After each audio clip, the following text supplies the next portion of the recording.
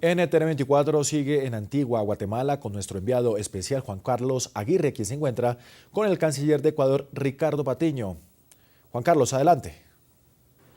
Seguimos en esta cobertura especial de NTN 24 de la Asamblea número 43 de la Organización de Estados Americanos, que ya pues ha terminado. Me encuentro en compañía del canciller del Ecuador, Ricardo Patiño. Canciller, háblenos cómo ha quedado la votación para integrar la CIDH en este momento dentro de la Organización de los Estados Americanos y del sistema. Bueno, de los 6 candidatos ganaron 3 candidatos, el candidato mexicano, el candidato de los Estados Unidos y el candidato brasilero, lo que significa que Estados Unidos todavía sigue teniendo mucho poder y mucha influencia en nuestra América. Supongo, no he visto todavía, no he revisado las votaciones de los años anteriores, pero tengo la impresión de que esa influencia está siendo menor, porque el primer lugar lo tuvo México con 22 votos, luego Estados Unidos con 20 votos, luego Brasil y Colombia con 18 y el Ecuador con 17. De tal manera que las cosas seguramente están cambiando, hay un cambio de tendencia. Me imagino que en anteriores votaciones Estados Unidos habrá tenido cerca de los 30 votos. Y es bueno que las influencias vayan cambiando de los tiempos, de los viejos tiempos ahora. A eso quería llegar. ¿Qué pasa entonces con los cambios dentro de la CIDH si tomamos en cuenta esos resultados? ¿Tal vez todavía quieren seguir en lo mismo? ¿No quieren entrar en cambios propuestos, por ejemplo, por el bloque del ALBA? Ojalá que los cambios se quieran hacer, porque si no se quieren hacer, significa que lo que estamos participando en una institución que se quedó en el siglo pasado y que, como lo hemos criticado, también tiene una enorme distorsión respecto al tratamiento de cada uno de los derechos humanos de los americanos, y entonces, digamos, no tendría mucho sentido continuar en una institución como esta.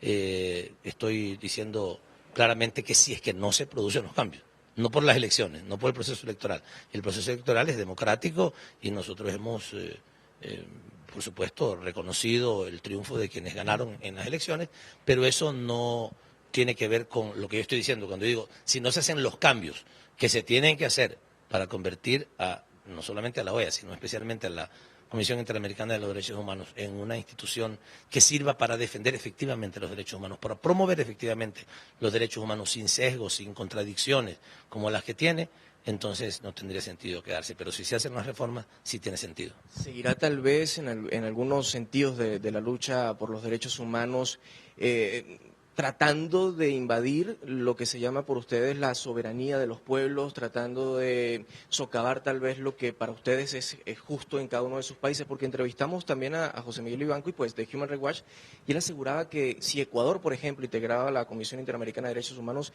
iba a haber grandes problemas y por qué no acabar el sistema interamericano de derechos humanos. No entiendo cómo, por qué no acabar el sistema? ¿Quién ha dicho que hay que acabar el sistema? No, para él se acabaría el sistema si Ecuador entrara en el sistema interamericano de derechos humanos con un representante. ¿Qué decirle a esas opiniones? No sé, o sea, sinceramente me parece que podría él visitar el manicomio para que se entienda él a sí mismo. Nosotros hemos hecho todo en este tiempo, en este periodo, para fortalecer al sistema. Lo que pasa es que hay alguna gente, si el señor ha dicho eso, yo no sé si lo ha dicho, pero si el señor ha dicho eso, hay alguna gente que no entiende que las críticas son necesarias para que las instituciones cambien, mejoren y avancen. Y hay alguna gente que quiere quedarse en el pasado. Y si esa gente quiere quedarse en el pasado, está totalmente equivocada. Conviene que visite a un especialista, además que le permita leer los documentos, entender las cosas, para que no diga cosas de esa naturaleza, ¿no? ¿Puede pasar eso tal vez con la relatoría de la libertad de expresión, que ellos critican, pero algunos gobiernos se sienten entonces en algún momento ofendidos? Usted incluso le regaló un libro en la sesión de la Asamblea. ¿Qué era ese libro además? Nosotros en este libro de 80 páginas refutamos los verdaderos atropellos que esa relatoría de la libertad de expresión escribió respecto al Ecuador. 33 páginas dedicadas a nuestro país, a otros países le dedican 4, 1, 2 páginas, 33 páginas tratando de demostrar internacionalmente que en nuestro país no hay respeto a la libertad de expresión, lo cual es un absurdo. Cualquier persona que pase 12 horas en el Ecuador podría refutar esa información que esta relatoría ha hecho. Y nosotros demostramos además que no solamente hay falsedades, falta de confirmación de la información, metodología arbitraria, todo, o sea, lo peor que usted puede imaginarse. en un informe, lo puede encontrar ahí. Y nosotros, para no solamente decir las cosas, sino dejarlas por escrito. Elaboramos prácticamente un libro de 80 y pico de páginas demostrando la absoluta incongruencia y falsedad y sesgo político de parte de las personas que forman esa relatoría de la libertad de expresión. Y por supuesto que nosotros no queremos liquidar o terminar con esa relatoría. Lo que nosotros queremos es que funcione bien, que funcione con equidad, con transparencia, con equilibrio, con la verdad. No toleramos la mentira.